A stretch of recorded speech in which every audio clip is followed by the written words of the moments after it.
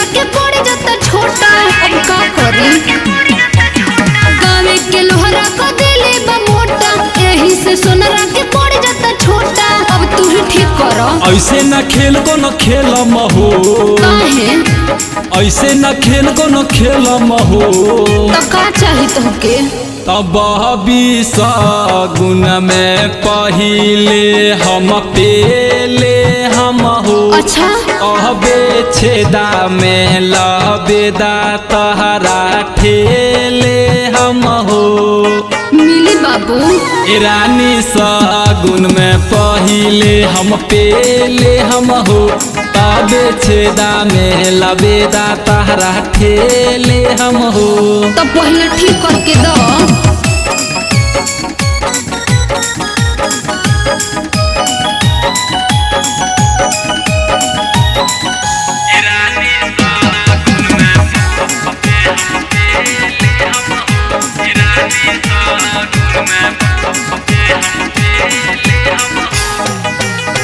हटे नहीं सोना राके साइज योनो फिट बा, तोहरे समान मोला जुकत हो खत ठीक बा। पहले हम जानते न रही। हटे नहीं सोना राके साइज योनो फिट बा, तोहरे समान मोला जुकत हो खत ठीक बा। आ तनी जल्दी करो। हरा चौकी पर रोटी नहीं बेलम हो। अच्छा हरा चौकी पर रोटी नहीं बेलम हो। तो का करबो? तब गुन में पहिले हम पेले हम हो। अच्छा तबे छेदा में लबेदा तहरा ठेले हम हो। मिली बाबू रानी गुन में पहिले हम पेले हम हो। तबे छेदा में लबेदा तहरा ठेले हम हो।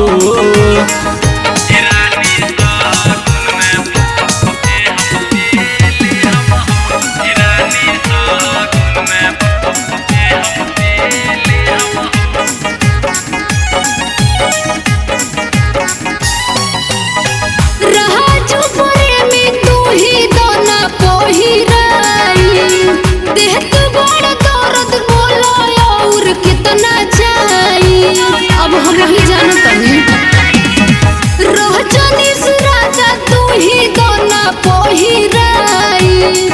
देख बड़ दर्द बोलो और कितना जाई। तहरा का बुझाता? बिट्टू आनंद नहीं ले हम हो।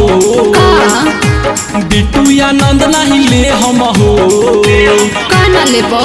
तब गुन में पहिले हम पेले हम हो। अच्छा अबे छेदा में लबेदा तहरा ठेले हम हो।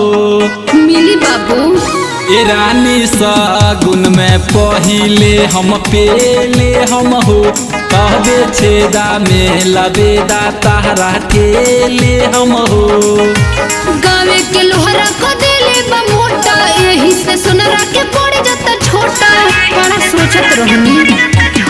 गावे के लोहरा को दिले बा मोटा, यही से सुनरा के पड़ जाता छोटा। अब तू ही ठीक करो। ऐसे न खेल को न खेलम हो।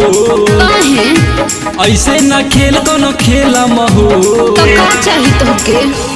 अब गुन में पहिले हम पेले हम हो। अच्छा तबे छेदा में लबेदा तहरा ठेले हम हो। मिली बाबू रानी गुन में पहिले हम पेले हम हो। तबे छेदा में लबेदा तहरा ठेले हम हो। तो पहले ठीक करके दो।